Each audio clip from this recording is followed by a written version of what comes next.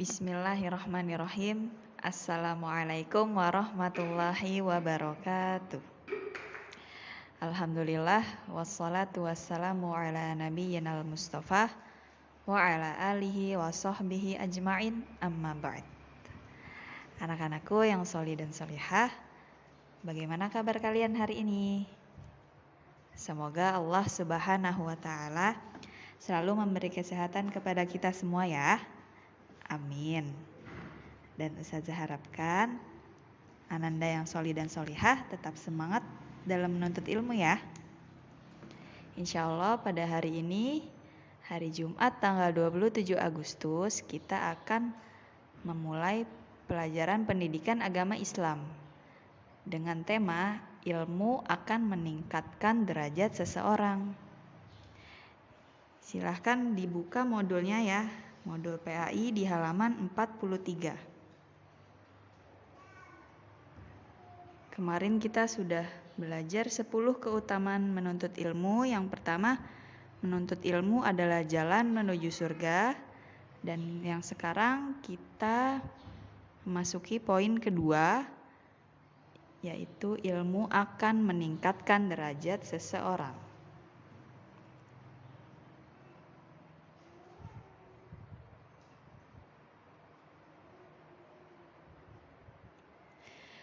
Allah Subhanahu wa ta'ala berfirman dalam surat Al-Mujadilah ayat 11. A'udzu billahi minasyaitonir rajim. Yarfa'illahu alladhina amanu minkum walladhina utul ilma darajat. Wallahu bima ta'maluna khabir. Yang artinya, niscaya Allah akan meninggikan orang-orang yang beriman di antaramu dan orang-orang yang diberi ilmu pengetahuan beberapa derajat. Dan Allah Maha mengetahui apa yang kamu kerjakan.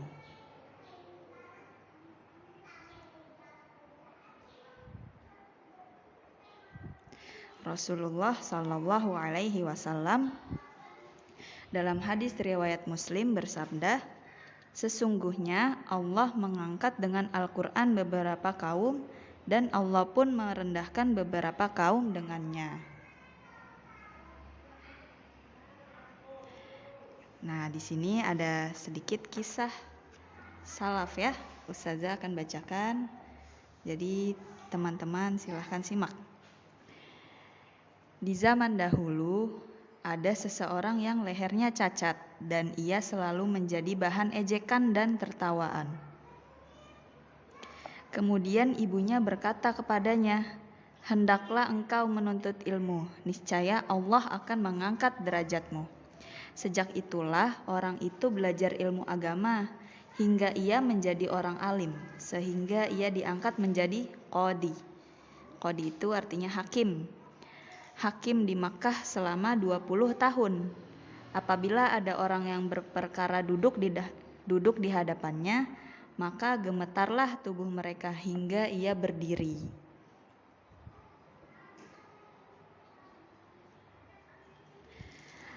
Ada pula seorang imam dari kalangan tabi'in, yaitu Ahnaf bin Qais.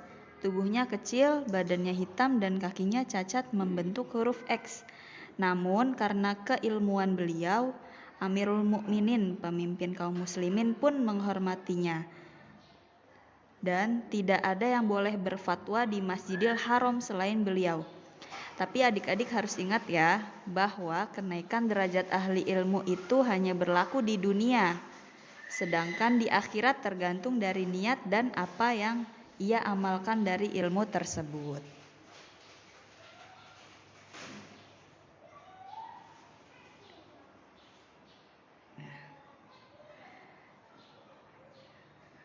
Kemudian Ustazah akan membacakan kisah tentang anjing yang berilmu. Allah Ta'ala menentukan hasil tangkapan anjing yang terlatih adalah halal, sedangkan tangkapan anjing liar adalah haram. Allah Subhanahu wa Ta'ala berfirman, A'udzu billahi minasyaitonir rajim.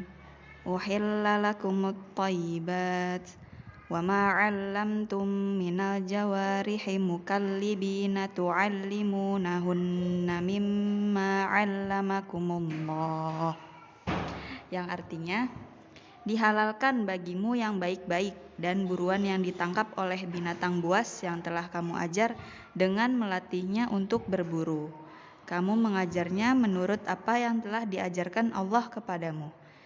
Quran Surat Al-Ma'idah ayat 4. Kemudian Rasulullah Sallallahu Alaihi Wasallam bersabda, jika engkau ingin melepas anjing pemburu yang telah dilatih, maka ucapkanlah Bismillah.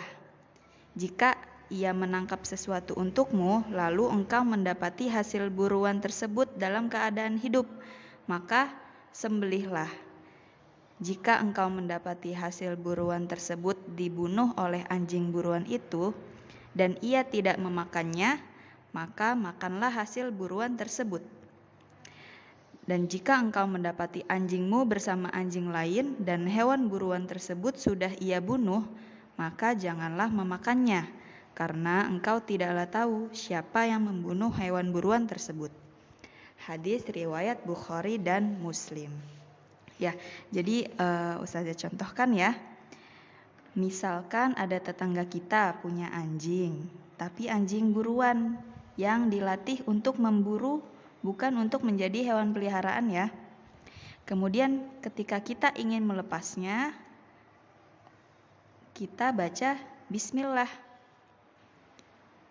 Dan jika anjing tersebut menangkap hewan hutan, misalkan rusa untuk tetangga kita, lalu anjing tersebut mendapat hewan rusa dalam keadaan hidup, maka boleh kita sembelih dengan mengucapkan Bismillah.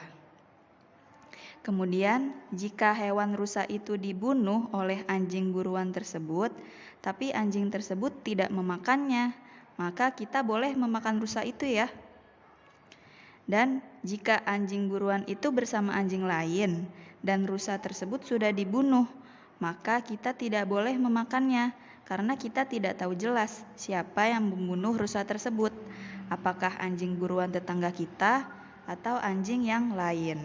Ya, jadi di sini sedikit lumayan sulit ya penjelasannya. Jadi Ustazah kasih perumpamaan seperti itu ya nak ya. Oke.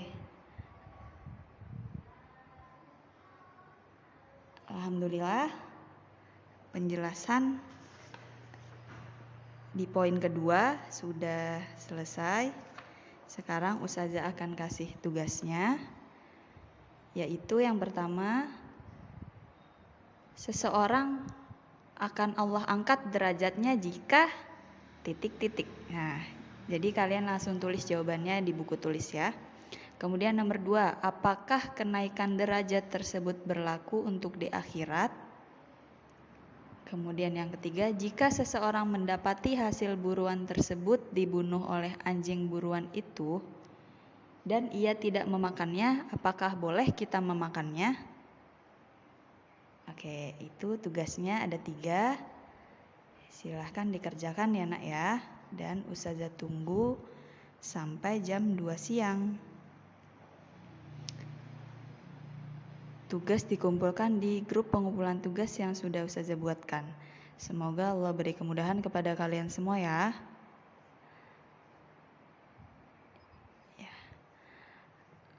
Alhamdulillah, materi PA kita hari ini sudah selesai.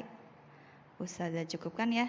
Jazakumullahu khairan wa barakallahu fikum.